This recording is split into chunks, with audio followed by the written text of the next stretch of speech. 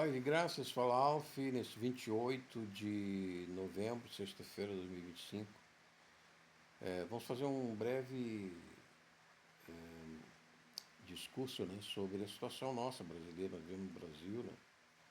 Nós somos cidadão brasileiro e conservadores cristãos, mas nós temos que acompanhar agora o período da eleição e o período do conflito internacional que ameaça a guerra na Venezuela. No nosso continente, pela primeira vez, né, na nossa geração. E temos que entender como que chegamos a essa situação política de, fala-se anistia política, crise política em Brasília, e o que aconteceu com o Brasil, né, que de repente nós estamos nessa situação que parece não ter saída, né? Muitos exilados e muitos fugindo, saindo, abandonando o Brasil. Mas quem foi e o que foi que fizeram com o nosso Brasil? A Federação Brasileira, a República Brasileira, temos os generais das Forças Armadas presos, o maior líder que ganhou a eleição em 2022, porque foi fraudado, a gente não tem dúvida disso, né? A USAID, que foi, Trump está dizendo que destruiu a USAID corrompeu a eleição no Brasil, tudo. Então essa fraude da USAID, que foi destruída lá nos Estados Unidos, não sei se ele vai conseguir fechar mesmo a USAID, porque já tem eleição lá no parlamento e os comunistas lá, globalistas, né, do Biden, estão tentando ganhar o Congresso, tomar o poder do Trump, não sei se vão conseguir. Então, o que aconteceu para a gente entender um pouco, a gente que é cristão, acompanha os estudos, acompanha a teologia bíblica, as profecias, aí, Armagedon está vindo, a guerra do fim do mundo, sim, Jesus, eu publiquei aí há 20 anos atrás, as 10 coisas que eu falei na Bandeirante, que Jesus falava naquela fala, naquele discurso em hebraico, estão acontecendo. Eu não posso duvidar que aquele discurso é de Jesus mesmo, porque todos estão acontecendo, nenhuma falhou, né? Então, tsunami veio, invasão de fronteiras, de demônios por fronteira veio, aconteceu. É um dos problemas que o Trump está enfrentando aí de fronteiras, etc. Então, tudo isso está acontecendo e nós cristãos continuar no nosso estudo bíblico, conhecer a graça e salvação de Jesus Cristo, que é o sopro da nossa vida, que importa, a vida infinda, eterna. Ele vai nos dar, já está abrindo o céu aqui, eu vi em cima da serra aqui, o padre falou que eu não batesse ninguém que me chamasse de louco, né? Mas eu não posso negar que eu vi. Fazer o quê, né? Estava amanhecendo, eu vi a luz de Jesus, os anjos de Deus subindo, né, para Jerusalém celeste do seu rosto, lá como o sol. Então, tudo isso a gente vê e tem que dizer. Infelizmente, quem nos achar louco, quem achar ignorante ou fanático, ou qualquer outra lacração aí, a gente tem que deixar batido, né? Porque a gente não pode deixar o nervo óptico que Jesus ilumina para nós vermos as coisas apagado, né? Então, o que está acontecendo com a República do Brasil? O que está acontecendo com a política do Brasil? Claro que essa eleição foi fraudada. O presidente que nós temos aí era um ex-presidiário que foi colocado, né, pela tribunalcracia que nós estamos vivendo. E a tribunalcracia é uma privatização judiciária do Estado, né? Então, é uma privatização dentro do judiciário da República Brasileira. E como aconteceu isso? Então a gente vê que os globalistas têm trilhões de dólares, eles têm os bancos lá, BlackRock, Vanguard Street em Nova York, onde tem a ONU, 7 poderes nucleares que acabam o mundo 150 vezes, como eles dizem, mandam com o terror sobre todas as repúblicas. Eles têm trilhões de dólares e estão divididos aí às vezes, entre China e Rússia e islâmicos e o Ocidente globalista, então eles estão em Europa, etc. Então, às vezes, o que eles fizeram com o ZEID? O ZEID, então, corrompeu essa eleição de 2022, os nacionalistas brasileiros de bandeira que estão presos, generais, tentaram levantar, né, uma opção para a República, para a nação do Brasil, para a República do Brasil, não ser privatizada dentro do judiciário, né? Mas o dinheiro rolou para dentro do judiciário e caímos na mão deles, né? O Trump se levantou lá, mas o globalismo não acabou. Eles não estão nem aí, estão lavando que nem Pilatos, né, a mão. Eles querem faturar, né? Eles querem se dar bem, né? Então, o Brasil, a República Brasileira está, o Deus dará, o Deus nos socorrerá. E é isso, por isso que a gente está confiando apenas em Jesus, porque quem que a República Brasileira não tem forças armadas mais para se defender desse capital globalista, nem do Ocidente, nem da China e Rússia. Nós estamos muito atrasados em tecnologia, nós estamos muito atrasados em infraestrutura, né? E eles estão aí agora invadindo o Brasil com os carros da China, super seguros e com alta tecnologia de segurança, e zombando da cara da gente, que a gente não tem dinheiro para comprar esses carros chineses, mostrando que eles são os melhores. E aí, a gente não pode comprar, não tem dinheiro para comprar.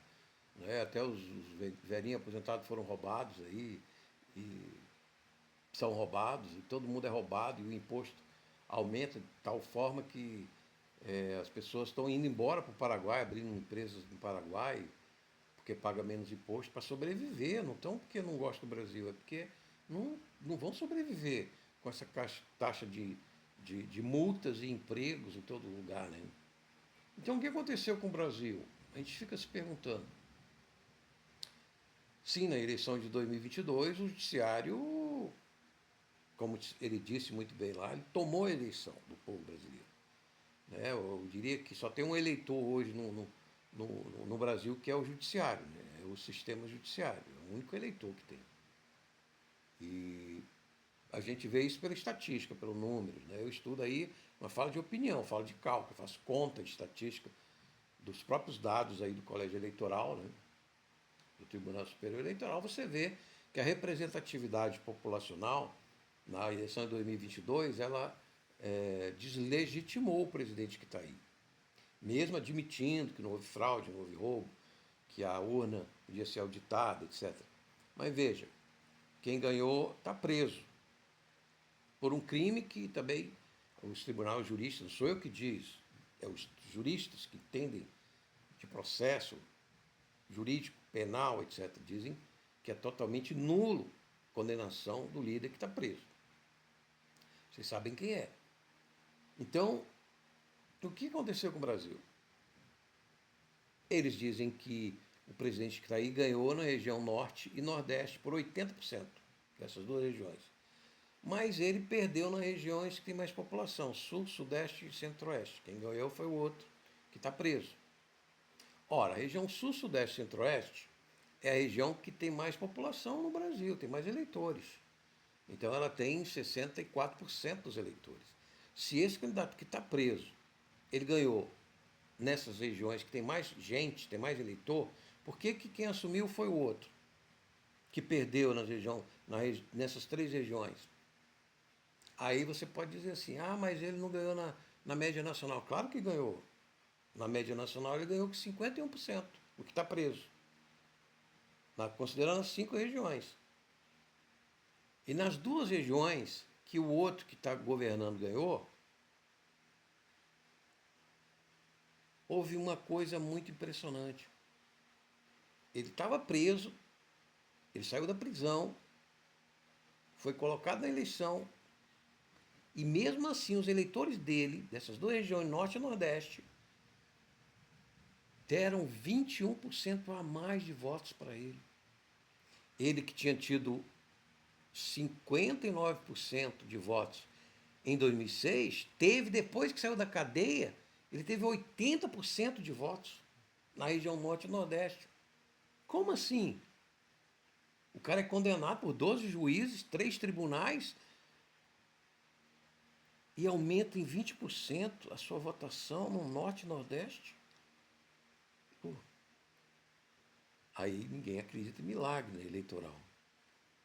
Mas isso é o único da história. Então nós sabemos que foi tomada a eleição, nós sabemos que não tem mais a Federação Brasileira, porque a população, as 3 regiões sul, sudeste e centro-oeste, que tem mais população, não foram representadas nessa eleição de 2022, por uma mágica de conta de votos individuais, etc.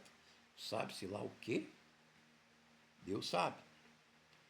Então, com essa perda da representatividade da população majoritária dessas 3 regiões, o Brasil quebrou o princípio federativo.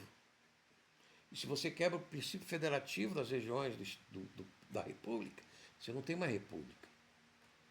O que você tem hoje é uma democracia privada de globalistas dentro de um poder judiciário. terrível, né, que aterroriza todo mundo. A gente, quando fala de política com os amigos, eles dizem: eu não quero mais nem falar sobre política, deixa prender esse que ganhou a eleição ou não, deixa matarem ele, eu não quero mais nem falar sobre isso. A gente entende, as pessoas estão assustadas, apavoradas, mas os cristãos têm que falar a verdade do que pensam. Porque nós vivemos nesse país, né? Nós estamos vendo as injustiças e as vítimas que estão sofrendo.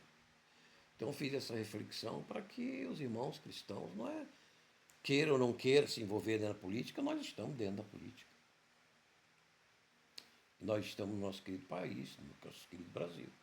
E confiamos que as nossas orações são mais poderosas do que os porta-aviões dos globalistas, do que os mísseis do Putin, do que as indústrias eletrônicas do Xi Jinping, que as nossas orações Jesus vai nos ouvir. Vai nos ouvir, vai dar dignidade ao povo brasileiro, vai dar libertação aos injustiçados. E vote naquele que é de Deus. Aquele que está orando, mesmo preso lá, mas injustiçado, sem poder algum, acredite, porque o nosso Deus, Jesus, é o Deus do impossível. Ele foi o único Rei dos Reis que levantou depois de 3 dias morto. E tinha dito que ia fazer isso. Então no sudário a gente sempre mostra, em nome de Jesus, etc. Então essa é uma reflexão que eu faço para aqueles que estão desanimados com o Brasil, sem esperança. Não, desesperem não, a cruz do nosso Senhor. E a oração do Espírito Santo no nosso peito é vitória certa. É questão do tempo dele. É questão da gente estar no Espírito Santo de Jesus. Ter paciência. E aí assistam o Grupo Cruz e Força hoje, a aula de Gálatas, para a gente ver essa polêmica da graça, da lei, que é muito complexa. Como disse Pedro, às vezes a gente se confunde, a gente erra, né, e perde a salvação, porque as coisas que Paulo ensina são muito complexas. Mas a gente tem que ter paciência para começar a entender melhor as questões sobre a lei e sobre a graça de Cristo e sobre o Espírito Santo. Então a gente sempre, não é em vão esse nosso esforço. Claro que a gente não colhe todos os frutos de uma vez só, numa aula só, ou num ano só, mas em décadas, ou talvez numa vida. Mas compensa, vale a pena. Porque no final do nosso tempo aqui, da nossa Páscoa, os anjos do Senhor nos levarão para um lugar bem abençoado, onde não há fraude, não há injustiça, e a plena felicidade e gozo espiritual eterno. Amém? Quero deixar também a ação de graça de Jesus por grandes livramentos aqui, né? Famílias, pessoas que nós estamos orando e Deus está movendo, evitando acidentes. E agradecer pela chuva, pelo inverno e agora pela época de plantio que nós vamos ter. Graça e paz, até uma próxima oportunidade e assista às aulas. Gálatas, capítulo 4, já gravadas, estreia hoje. Um abraço.